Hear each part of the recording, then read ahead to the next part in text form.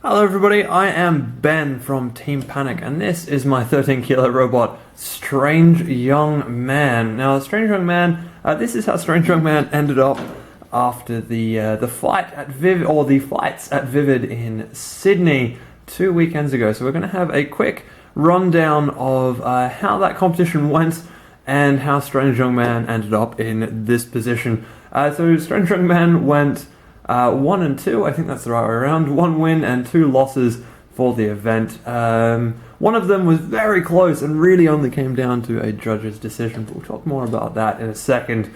So Strange Young Man, as I said, ended up in this position, and right now we're actually going to talk about what happened before all the matches started, because even before matches started, I had a few small issues just related to some internal stuff that is actually probably going to be quite helpful to some of you. So I'm going to peel the outside casing off, sit that to the side over here somewhere, and we'll have a bit of a chat about the internals and what went wrong or what went right, and just a few little bits and pieces that I kind of noticed before the fights happened, and then we'll talk about each of those fights in turn. With Strange Young Man open like this, we can see all the internals, and we can start talking about the 2 main problems that I faced. But first, I kind of wanted to talk about a little minor problem, and that is the whole robot's actually overweight. We're overweight by basically this guy, the weight of the head. And I was told that I could continue to fight, but I just wouldn't win any competitive points for this tournament. And personally, that was absolutely fine, because this thing was designed to put on a show and not to ever really win any points or anything like that. Now, the first thing, the main problem here is actually missing right now, because this robot was just put back together as a showpiece, as a display piece. So I actually took the main weapon motor out and the chain drive. Now, that's the big issue here. There's normally a sprocket that gets bolted onto here, and that chain drives the axle, the main weapon axle, which is this guy down here. Now, what I found is that this plate can actually bind against the tiny little nubs on the side of the chain if this arm slips side to side. So that caused quite a lot of headache at the event. It probably took, I don't know, half an hour or so to work out exactly what that issue is and try and get that fixed. Once I found that out, I put a bit of duct tape over here to stop the arm from slipping past this bearing, bushing, and yeah, that fixed the issue, because it stopped this arm from slipping sideways, meaning that the chain didn't bind up against the plate and the arm could actually lift up and down, which that was good. That was very, very good. Having that binding issue was quite disastrous. And then the other issue was this little guy at the back here, this little receiver, didn't actually fail-safe when I first went and did the fail-safe checking, so I had to go through and actually fix all that up before I was allowed to continue to fight. So if you have a FlySky receiver and transmitter pair, which is what this thing is, make sure that you know if the bot is going to fail-safe before an event, because that was a very big point with this guy, and that on top of having this chain binding issue almost caused me not to fight for the weekend, which was a little bit of a pain. So my first fight of the day was actually a little bit worrying to me, because I was up against Basher, which is it's an interesting axe robot that is also almost as characterized as Strange Young Man is.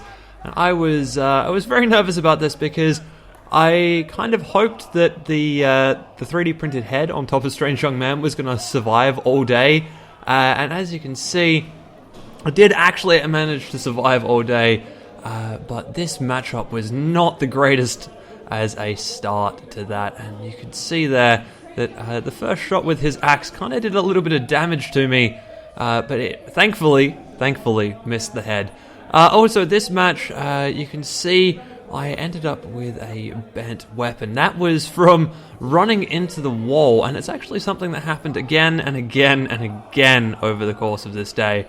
But also, very thankfully, even despite all of that, I managed to knock off the wheel guard of Basher, and then slamming him into the wall, in this case here, actually ended up with Basher's battery getting knocked out, because it was hidden underneath that particular wheel guard, and I ended up winning that one through knockout, because that battery fell out, which was really good. That actually went a lot better than expected, considering I was expecting to lose my head as the first thing that kind of happened in that fight.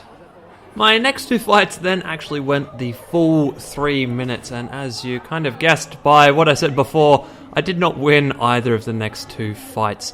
One thing that I didn't actually mention in that last fight is that kind of doing some repairs earlier in the day meant that the sprocket came loose on my lifting motor arm, and it actually ended up stopping working partway through that last bout, which is not great. And it also, I had issues again with my lifting arm in this fight. First of all, this robot is called People Eater, and it was very, very difficult to actually get my blade in underneath and manage to use the blade because People Eater kept spinning round, and the thin profile meant that one quick spin was all it took to get out from under my blade.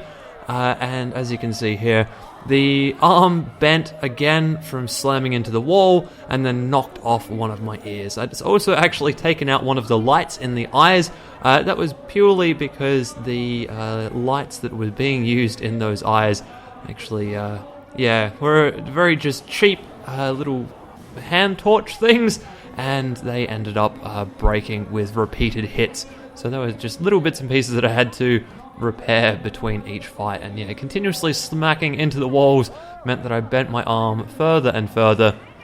And like I said, this fight went the full 3 minutes, and because I never really engaged my weapon properly, and also I got my weapon stuck on the floor a couple of times, I ended up losing this one on judge's decision, and I think that is totally fair enough. I did not fight this one as effectively as I should have. A wedge would have used exactly the same fighting style that I used, which is not what these sportsman competitions are all about, unfortunately. Well, I guess fortunately, actually, because sportsmen are a lot more fun to fight, especially in the 13 kilo class like this.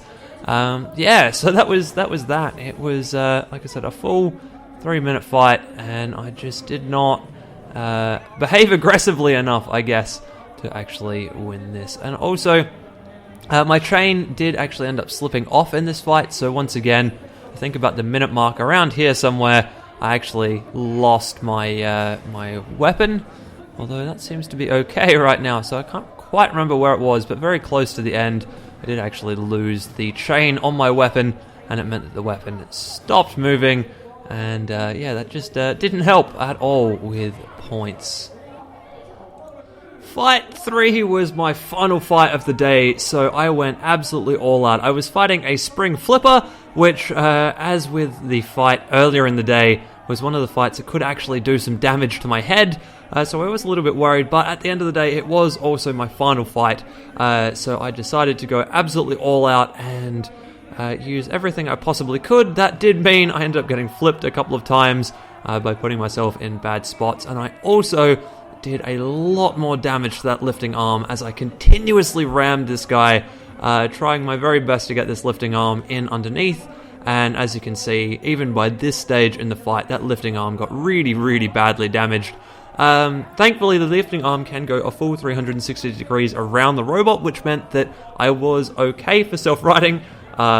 Sort of, we'll see that in a little bit, but also because of the way the robot is built, it is quite bottom heavy, so it just kind of rolls back over when it lands upside down. It did mean though that both of the ears came off very early, and that actually did play a bit of a role later on in the fight, which is very, very unfortunate. So it kind of became a bit of a game of cat and mouse. I did think in the kind of mid stage of the fight here, I did pretty well to avoid ending up on the wedge of the spring flipper and actually avoid being flipped like that. I was pretty happy with how I was driving here, and this one looked like it was going to go to the judges and be quite a close fight, despite the fact that I didn't have a weapon for most of this, basically because it just bent. I was just using my body shell as a bit of a battering ram and just battering this guy around and doing my best, like I said, not to be flipped up. Now, unfortunately, at this point, one of the ears is now in the middle of the arena, and very, very soon I'm about to drive over top of that, and that is where things started going wrong for me. And I'm not even sure when it happens. It happens right there, yeah. So I'm now actually stuck on top of one of my own ears, and as you can see, my drive has gone down, and I am really not getting any traction or anything like that. You can see everything is just not working all that well. So I decided to try and get myself off and end up going too far, end up upside down, which leaves me wide open for a flip, which wasn't good. As you can see, got pushed right into the corner and flipped over.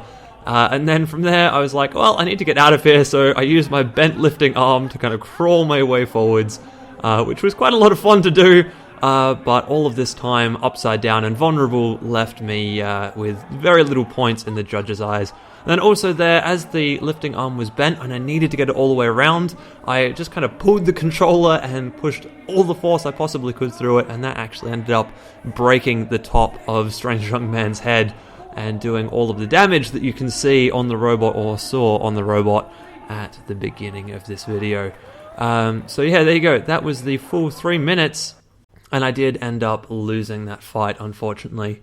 But it was good fun, and I sustained a lot of damage there, including not only to the head, but also there was some warping of the bottom panel and a few other bits and pieces like that.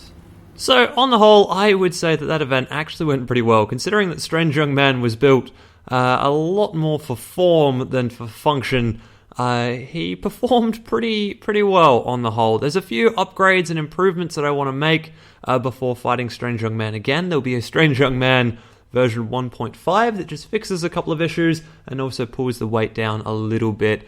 And then probably next year at some point, probably for Vivid, I will build a Strange Young Man version 2, which has a lot more upgrades and pulls that weight down a little bit further, kind of compacts the form factor, just makes a few other bits and other small changes that will help improve the effectiveness of the robot and actually make it more combat ready, I guess.